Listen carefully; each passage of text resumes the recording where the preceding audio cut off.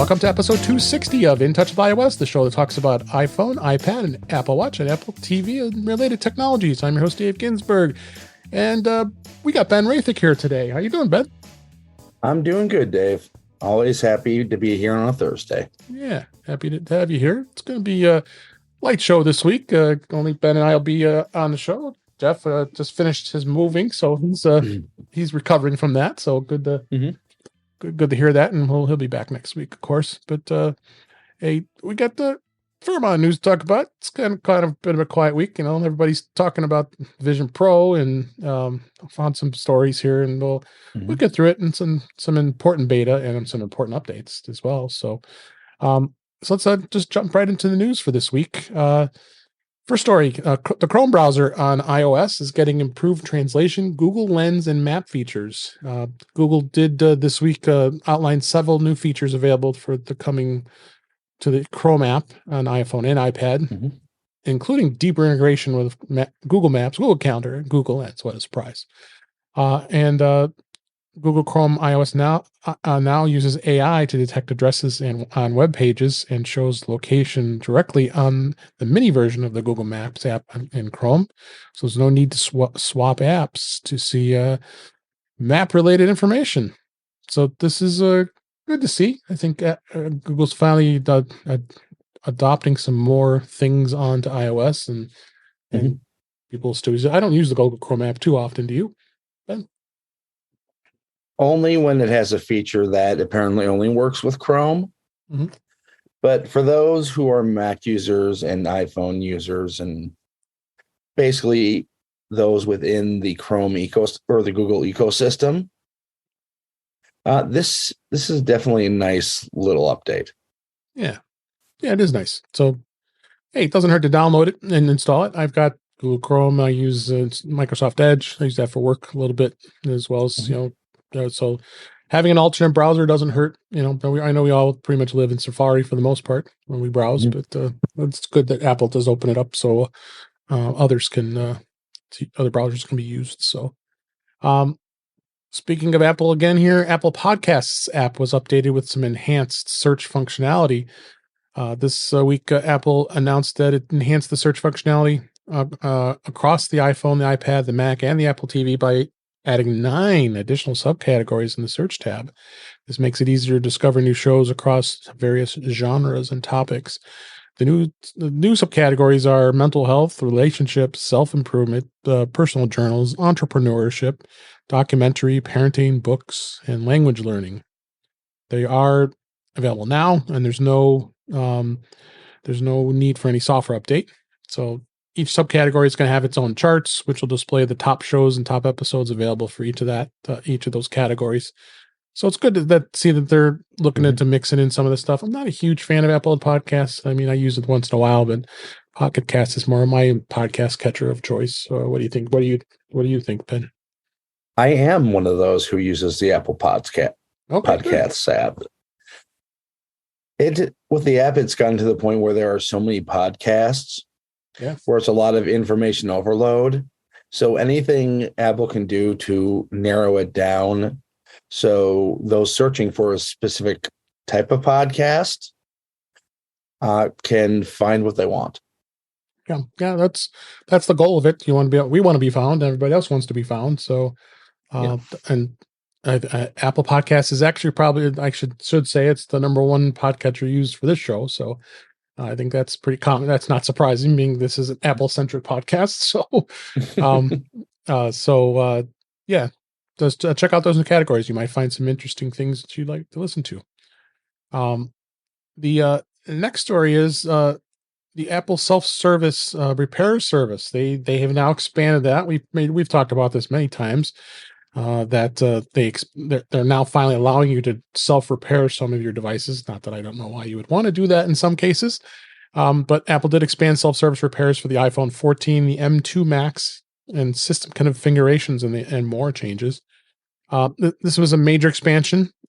This week, as we record, the self-service program will be available for those line items I just said, including the MacBook Air M2 13-inch MacBook Air and the MacBook Pro M2 Pro and M2 Max.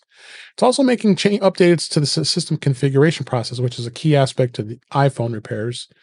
They announced this in their news post in the newsroom this week, that system configuration process repair tool for iPhone repairs is things like batteries, cameras, and displays. And you'll be able to run this like a repair after repair to do authentication that there are genuinely Apple parts, updated firmware, and calibration. So this is great to see that they're adding all these to the lineup. Still doing iPhone 12, iPhone 13, and its expansion into the US, Belgium, France, Germany, Italy, Poland, Spain, Sweden, and the UK. And then Apple does tout that they have nearly doubled the number of service locations with access to genuine Apple parts, tools, and training over the last 3 years. That's good to see. They got a bunch of numbers here. But I'm not one to want to dabble in this. I mean, I just really don't want to do a repair of any device really at this point. I used to tear apart laptops in my day, and even replacing keyboards on Dell laptops is such a pain that I'd rather at work we pay for them to fix it. Let them do it. Yeah. I'm fully certified to fix these type of computers. Oh, that's right. You worked with the Geek Squad years ago. Yes. That said, the older I get, the less I want to do it myself. Exactly. And to be quite honest, it's not a whole lot. You're not saving a whole lot of money. Not really. We compared that before on previous shows when this first was introduced. That it was very minimal, if not more in some cases. Yeah. So if you're not right next to an Apple store, you can usually call up Apple, get a box, and have it shipped back to you fully repaired within a couple days. Exactly. And I've done that plenty of times. Yeah, it's just not worth it. Nah, it really isn't. So, but hey, if you want to do it, it's there. Have at it. And next story, Apple App Store rolling out new ad format visible. That was this week. It's on the Today tab without scrolling. They announced they're officially rolling out this new ad format on the App Store. The new Today tab format is more compact than the previous full height card design, and it's viewable immediately upon opening the tab on the iPhone. Previous design required you to scroll the page to get to it. A non-sponsored slot continues to take its first position, but then the ad placement is always now above the fold. So that again, Apple's looking and experimenting through different advertising methods, and there's no surprise here that they did this, and they debuted this format last year, and then now they just made some changes to it, right? Yeah, I mean, I'm no big fan of seeing ads in my App Store, but at least they're smaller ads. They're ads more so with advertising apps than there is like, I'm going to go buy a Coke. So, but no, it's good to see it's not as intrusive. This story is interesting. I found Apple's Music hidden social network is basic but great for discovery. Apple Music isn't known for being a social network, and they did try it 10 years ago, if I remember, that thing called iTunes Ping. But despite not having a clever name, Apple Music has some wonderful social features that they've grown to enjoy. Maybe then we just take it for granted. How do you take advantage of that? Well, you follow somebody on Apple Music, and you go from there about what different music there is. Whereas Ping tried to do too much. Apple even removed the Apple Music Connect feature to even simplify it. So yeah, I'm following a bunch of friends. I think I follow you on Apple Music, Ben, and I don't know if I think you follow me as well. But it's interesting to see people's different tastes in music. And our friend Chuck Joyner, you and Chuck are both the big metal heads, so you got some good music choices there. Yeah. So yeah, I think there's a Kelly alternative playlist somewhere in there. There is. Yep, I was poking through there. So why not? You got friends out there that check them out, and most people are public with their playlists. You just friend them. They're not necessarily may not friend you. Like in the article here, they're showing Federico Vitucci, Jason Snell, Eddie Q. I don't know about that really is him or not, but I don't think Eddie Q's following any of us. No, or if I don't even or maybe he is doing it just to show a thing. So interesting to see.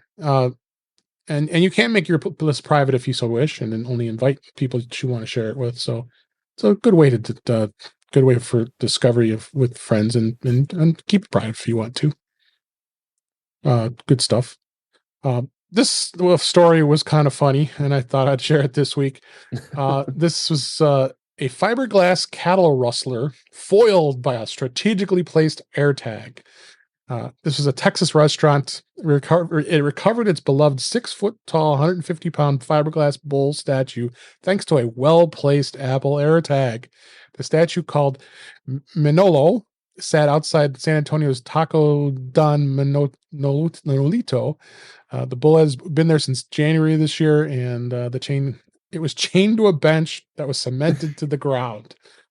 The owner assumed that no one would be bold enough to try to steal such a large object, but apparently someone did.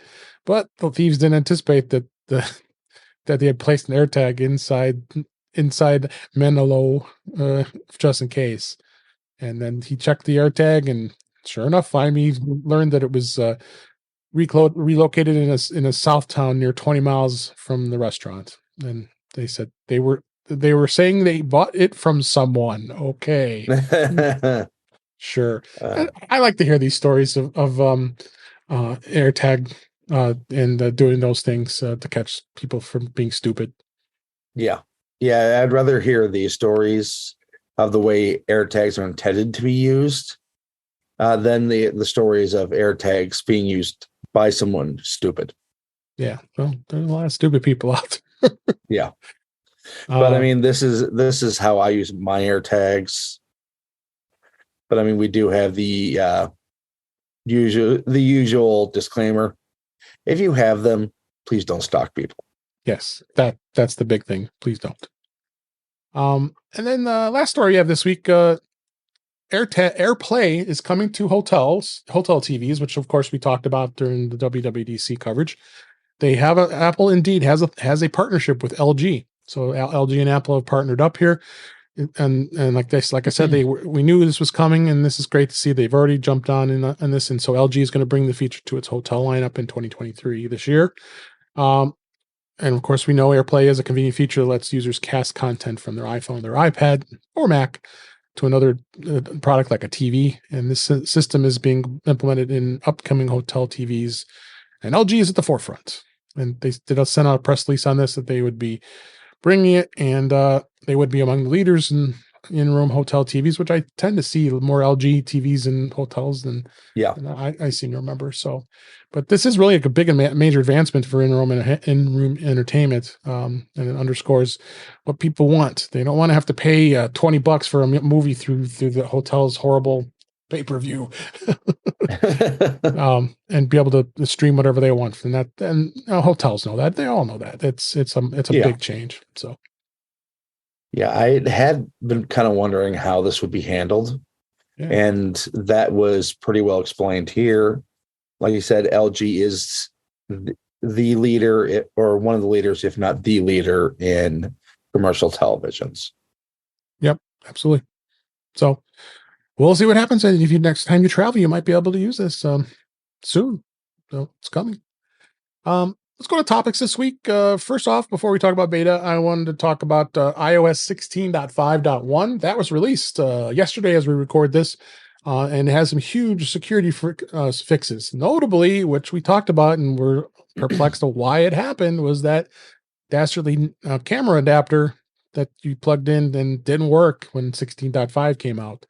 But there is some big kernel vulnerabilities that can run arbitrary code and be bad. And there's also a WebKit vulnerability that could allow malicious crafted web content to execute code. So you need to run updates. It's on all the devices. It's iOS 16, iPad OS 16.5, Mac OS Ventura, and Watch OS 9. Even older devices. I mean, Apple patched everything. And you go back to iOS 15.7.7, iPad OS 15.7.7, even Watch OS 8.8.1. Then you got both Monterey and Big Sur that were also updated. So good to see Apple's being responsible for this when it comes to that.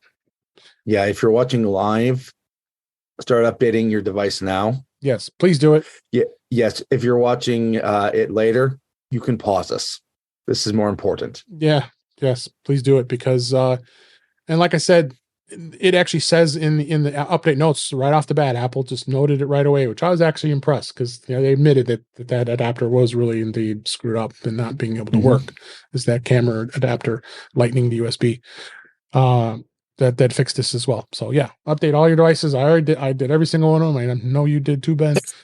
And make sure you're taking care of that. So, and then there's still beta for 16.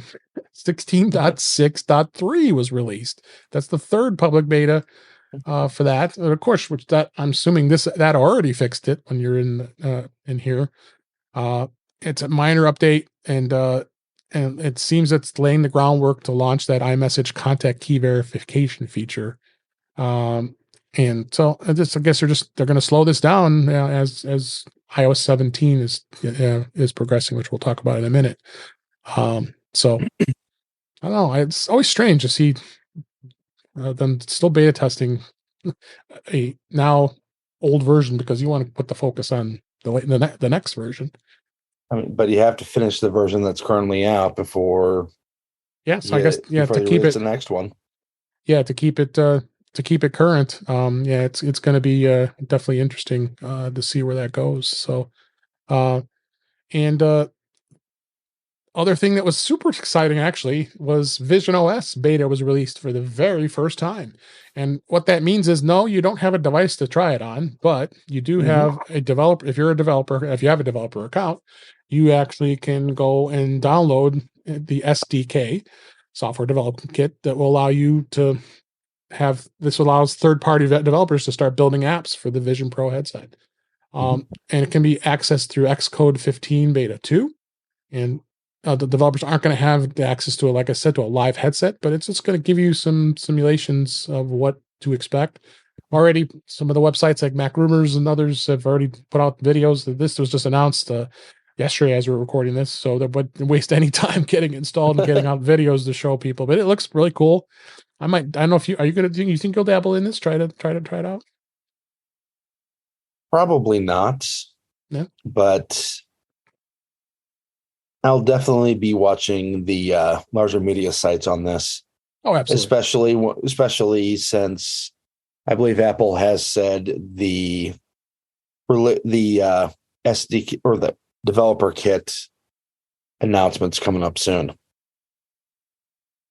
Yeah. Oh, yeah. Yeah. For sure. So, so I think it's really cool. We got some links in here that talks about it, and they have some good details being able to show you what's what with this, and check out the videos.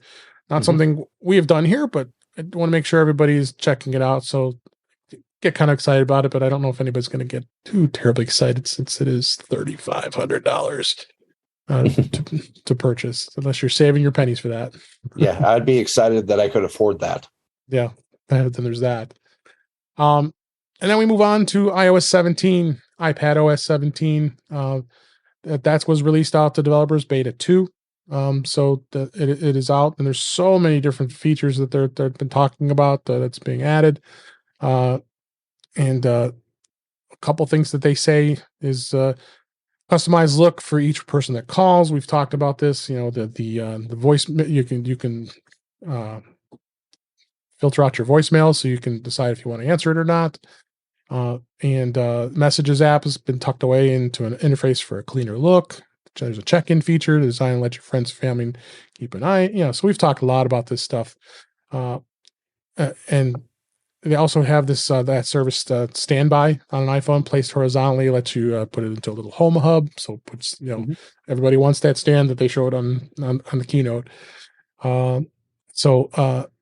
And of course we talked about the journaling app, and so there's lots of stuff that's in there. Have you've installed it on your device, I assume? Oh yes, I installed it yesterday while I was actually waiting for my sister and my niece and nephews to get their haircut. So what do you think so far? What does beta 2 add that you've seen so far? A lot of widgets. Yeah, I think that widgets is a big thing now. Yeah. I mean, since installing the beta, in a lot of ways, I have completely changed the way that I used iOS.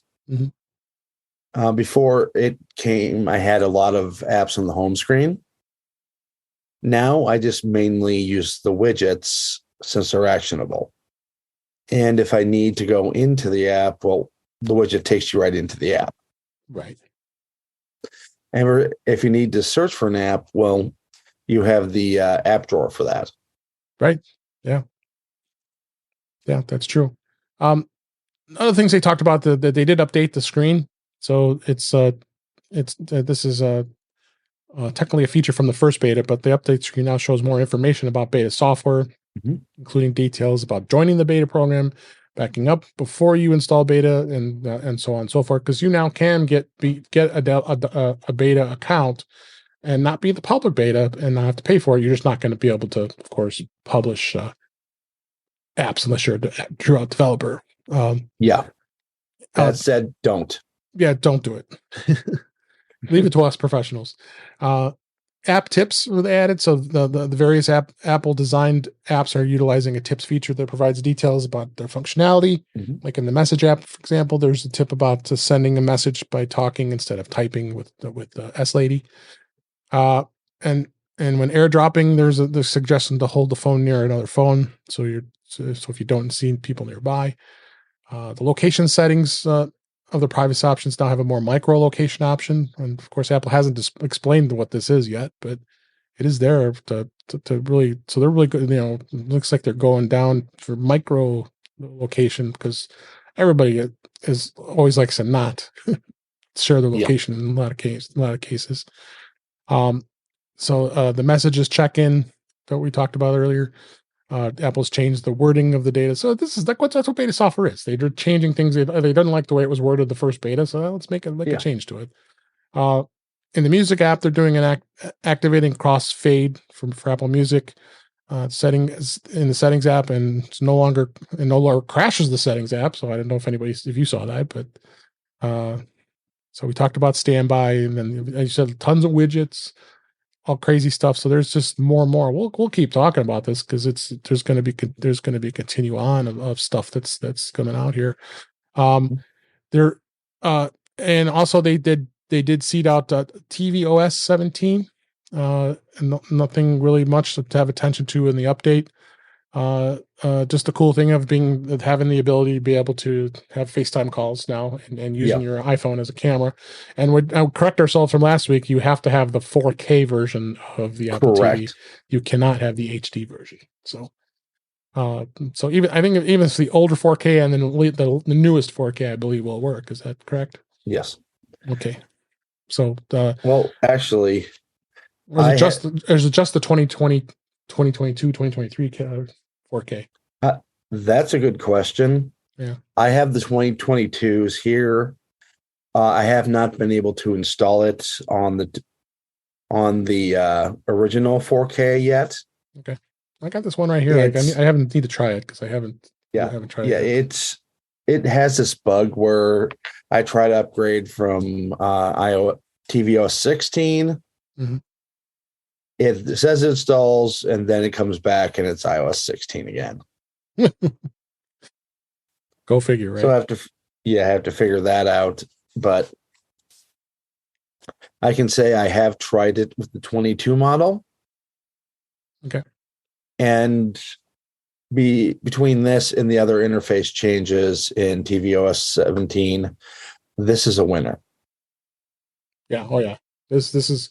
I said last week, and that's what the show was last week. We focus on home. This is the biggest update on tvOS probably ever. It really is. So it's going to be great to see when it's out live, see what everybody else thinks. So, and then watchOS 10, that beta 2 came out as well. You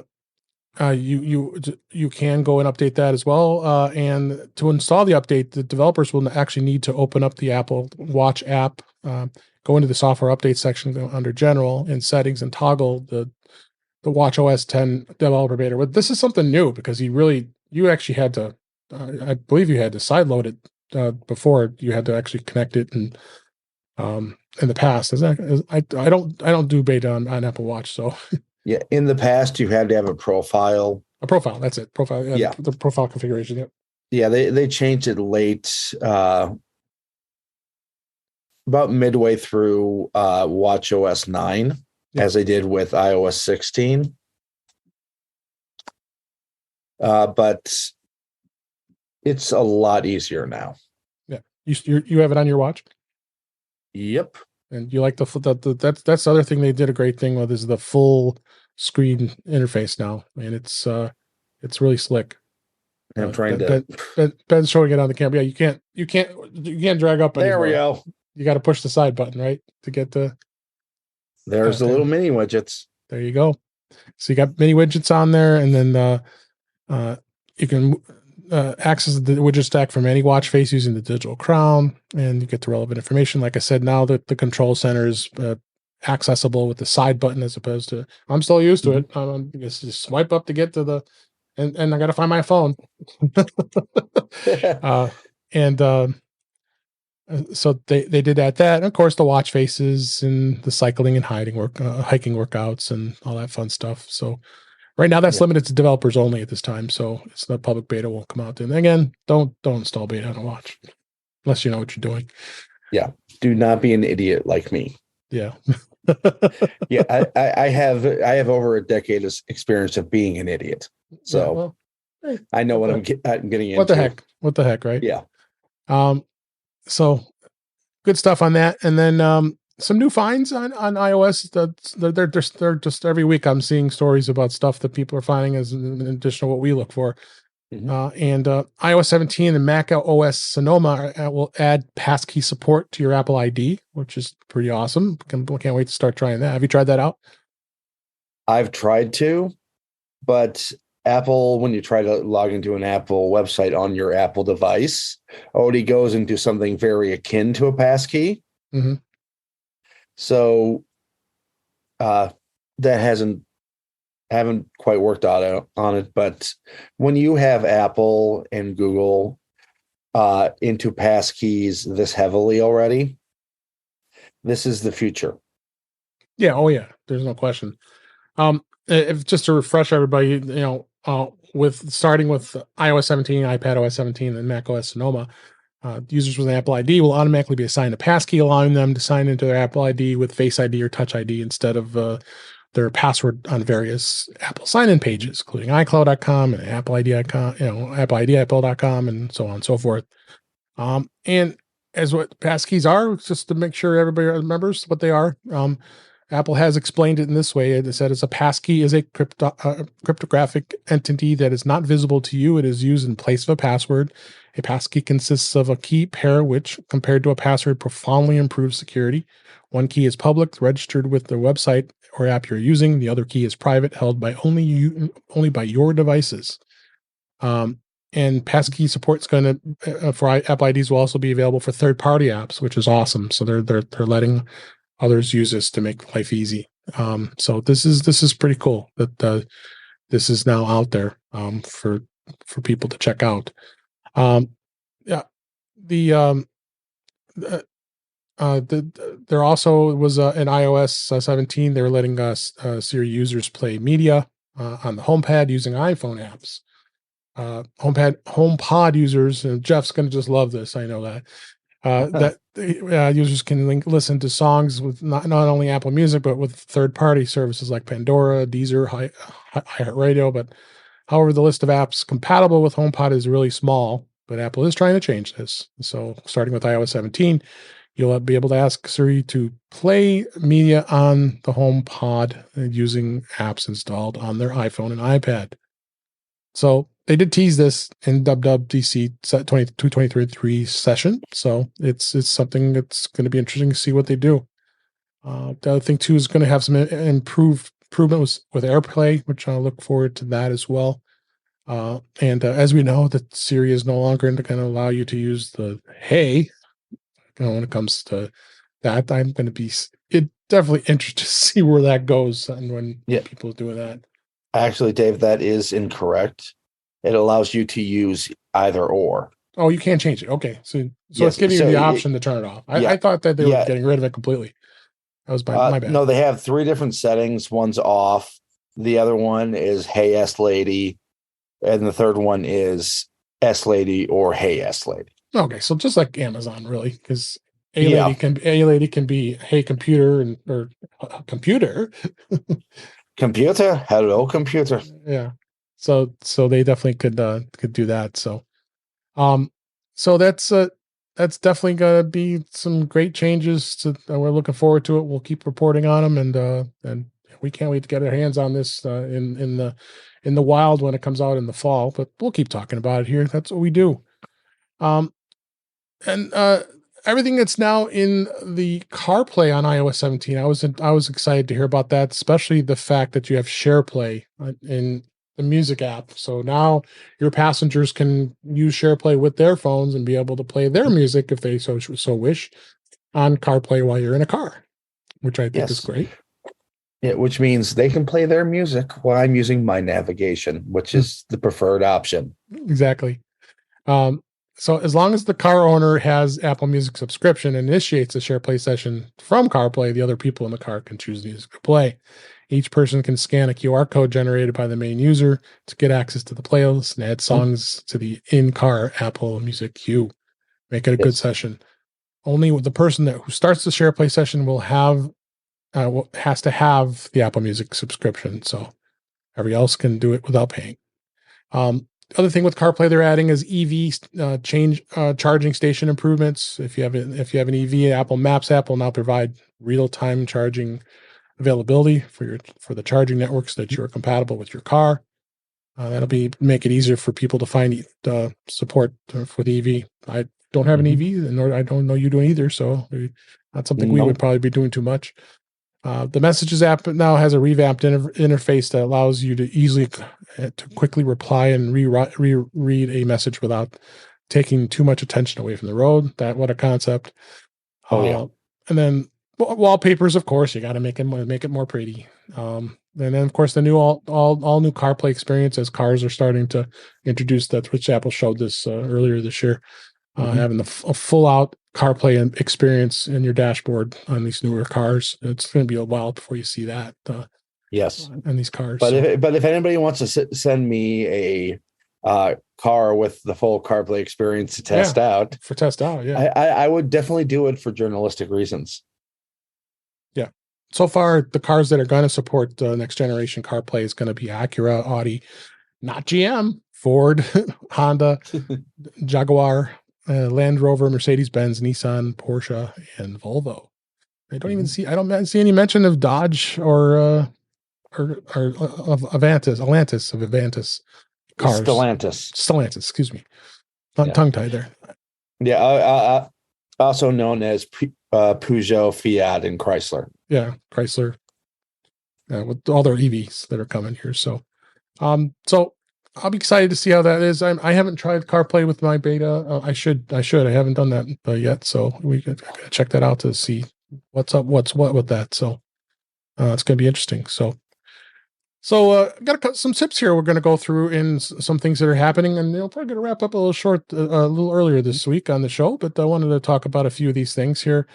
One of them is how to turn off iCloud's default settings in Mac OS and iOS. Would you ever do this, Ben? This is when you get an iOS device, all the iCloud options are always on by default. But if you want to be able to change them, if you don't necessarily want the cloud to be connected for everything, the push, of course, towards cloud services is continuing. And iCloud is Apple's cloud offering, which is going to allow you to sync info and documents to its cloud service. When you purchase a new Apple device, most cloud settings are on by default. So you can actually go through here and then the way you do that is you go into your settings and then you look for your account. That's the first thing at the top there, and then that springboard will bring you into the settings app, and then you can go into your Apple ID and password, log into your account, and then once it brings you to that, you go to iCloud. And then it provides the whole list of stuff. So there's some things you don't maybe you don't use iCloud Mail. Maybe you don't want your contacts. Maybe you sync contacts with Google instead. That's what gives you the option. Same thing with calendars, reminders.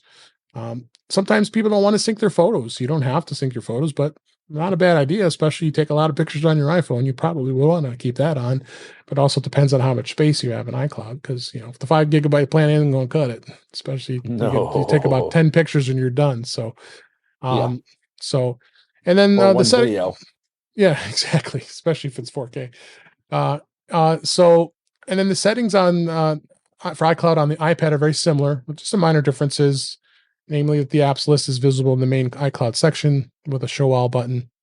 And you can go in and, change the media purchases and show all for that and go through all those settings too. On the Mac, very similar. You just go into that and change things and go through and make a change. One thing they mentioned about on Mac OS, I didn't know this. This is kind of, they call it a gotcha, is the iCloud settings is usually unnoticed in the desktop and documents folder button in the iCloud Drive section. This really should not be under a Finder row in the app section along with other apps, but it's not. So it's buried away, so people won't even bother to look at it, and you probably should. So we're warning you for that. So, it's a good to be aware of it, and knowing how to do that. So, other thing I want to talk about a little bit. We didn't hit upon this. There was a lot of new things that were added to Apple Arcade. Arcade launched with close to 100 titles, and the service is seeing new games added regularly. It's got over 200 games now in the library. Any games you play in Apple Arcade that you like? Absolutely. Apple is always up to date on the NBA 2K series. Yep. They have the Plus version of all the good GameLoft games, including Asphalt 8, which is one of my favorite racing games of all time. Okay. On any platform. They have 2 Oceanhorn games. They have Fantasian, which was made by kind of a offshoot of the Square team that made Final Fantasy. Okay. There's for the light fare, you get your solitaire and other card games with no ads. That's a good thing. Yeah. It's Xbox Game Pass. It is not. Yeah. But it has some good stuff. Yeah, this article is talking of a few apps, and a few games like Jet Dragon. It lets players step through space and time into the world of Venerus US, where dragon racers soar the skies. I'm not much of a gamer. I wonder what that was inspired by. Yeah. And then back in May, they had a whole slew of other games in here that were released, including a lot of Disney ones. Anything notable Ninja there? Turtles one looks good. Yeah, Ninja Turtles is always a crowd pleaser. So that's interesting. And yeah, Grand Mountain Adventure Plus. Get ready to explore the vast open world mountains of ski resorts in the skiing, snowboarding adventure. Yes. And if that doesn't float your boat, you can always go to the Oregon Trail and have both your oxen and your family die of malaria. There you go. The Oregon Trail is the best. Even Doctor Who. There's a Doctor Who app. Doctor Who, An Unlikely Heist. It's an official Doctor Who game that brings a thrilling news story and challenging puzzle gameplay into an epic adventure across time and space. This one's cool. This was released too. Is the Clue, the classic mystery game. I loved Clue, playing that when I was younger. The board game. Colonel Mustard did it with the candlestick in the hall. Yes. So that's the original Hasbro Parker Brothers. Come on, game that was adapted for iPhone and iPad. So yeah, it's good to see Apple's doing this, and it's not terribly expensive. It's like what, $5 a month or something, if you like to. Yeah, I think that's something like that, and it's included in the Apple One bundles. So, and yeah, you to take a look in this article. There's a ton more of cool games that are out there. Yeah, I know you're a big gamer, so this good to hear that you like this stuff. Yeah, I would like to see a Apple Arcade Plus with some AAA stuff, but this will definitely tide your kids over if you have kids. Yeah, absolutely. You know what? I play solitaire, and actually, the solitaire game in the Apple Arcade is pretty. It's probably one of the better ones. Oh yeah. I ain't play the Microsoft one all the time. It gets boring. You gotta have fun with that. So, yeah. Hey, there's a SpongeBob Solitaire. There you go. I should play that. Got to check that out. A couple more tips here. One are something that was released this week. OneNote. I like OneNote. I've used OneNote on since I work in the enterprise business. OneNote's very popular in the business world. So they have now on iOS is going to get a big boost for organizing notes. They're doing this test with OneNote on the Home tab experience for iPhone users. This feature will let you categorize your notes by date and name, but you do have to be an insider, and you also have to be you have to test through TestFlight in iOS to be able to access this. I did try it; it was crashing a little bit, so it's obviously got a little bit of work to do. But the cool thing is, it does also have you can reorder your notes by tapping in the ellipses in the top right corner and selecting the filter and sort option. And you can also change that view. So this is pretty cool. I'm glad to see that Microsoft is evolving OneNote. They were almost close to abandoning it and making it become a horrible app, but now they think they reversed course because a lot of people were complaining that they're going to move it to a Windows 10, Windows 11 based app and not its own standalone like it had been for so many years. Which note taking app do you use, Ben? I use Apple Notes. Yeah, me too. That said, I have been with a lot of companies that have not so subtly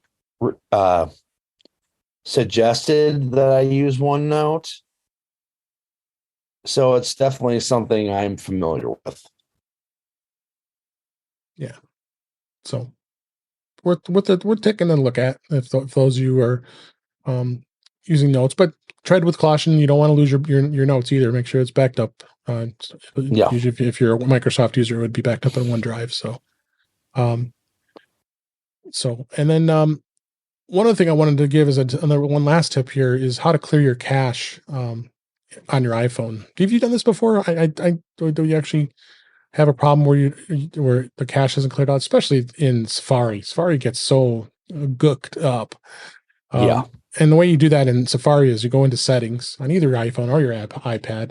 Then you go to Safari and you select it, and then you click on clear history and website data on your device, and then a pop-up will appear, and you can select clear history and data, and it gives you an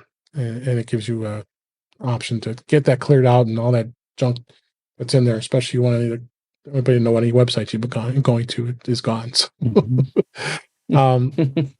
So it does clear out the browsing histories, and for any browser, it doesn't matter what platform you're using. It's always good from time to time to clear out your cookies, clear out your history, get a clean start.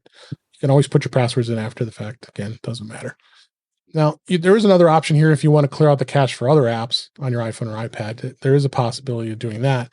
If you go into settings on your device and then go to general and then iPhone storage, then you can select the app you want to delete. If you delete the app, it'll actually warn you, are you going to delete this app, and it'll completely remove the app, and it does free up some space if it's an app that you hadn't used in quite a long time. So that's one way to clear out the cache on there too. So yeah, I definitely have offload set to unused apps. Yeah, I do too. I don't want anything to. Yeah, it just, if you have something you don't use that often, you don't have your entire. I mean, I've literally freed up hundreds of gigabytes on my iPhone to the point where a 256 is usable for me. Yeah, no, absolutely. So, so that's pretty much all we got this week. Like I said, it was a pretty light week this week for news, and then I think we gave you some good tips, and that gave you a little bit more information about beta. Unless anything else to add, Ben, well, we can probably go ahead and bring us to a close here. First off, before we go, though, I do want to mention Max.7. That's like 30 days away. I can't believe it. It's crazy. And tickets are sold out right now, but you can buy a virtual ticket. They are still available.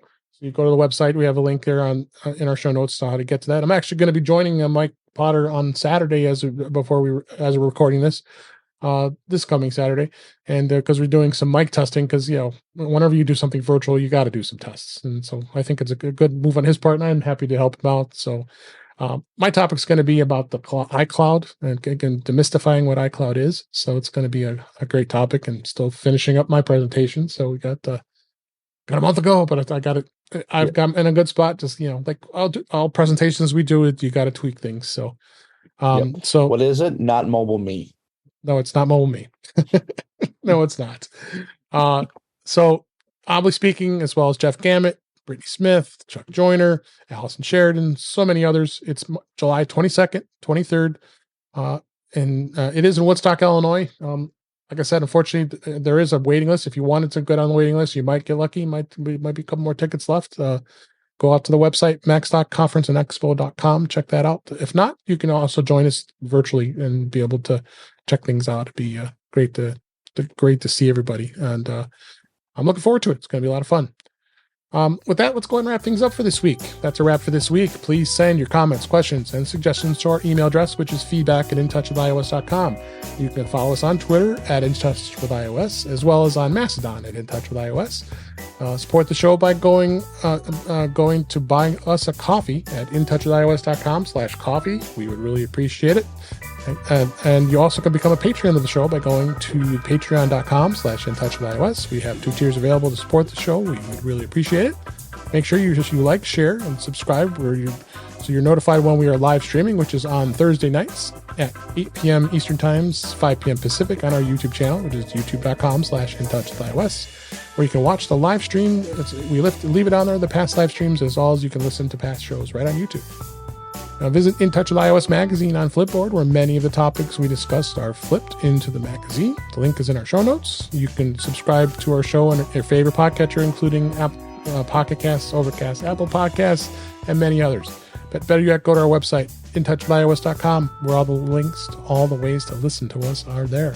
I am Dave Ginsburg, and you can find me on Mastodon at DaveG65, as well as Twitter. And Ben Roethig, thank you so much for being here this week. It was a blast. Where can people find you? Well, excuse me, Dave. You can find me at Ben Roethig on your social media of choice. Except for that newfangled blue sky thing. I haven't gotten an invite. Still not one either, so you're not alone. Yep. You can find me at my website, roethig.tech. There's probably not going to be anything new till after the 4th of July holiday is over, but there's some good stuff up right now. You can find me Tuesday nights on Mac Voices with friend of the show, Chuck Joyner, and Thursday and Friday evenings or early afternoons on the British Tech Network Big and Mac shows. Awesome. Well, I'm so happy you made it, and we're going to wrap things up. So I really appreciate everybody listening. We hope you enjoyed the show. We enjoyed doing it, and we'll talk again next time.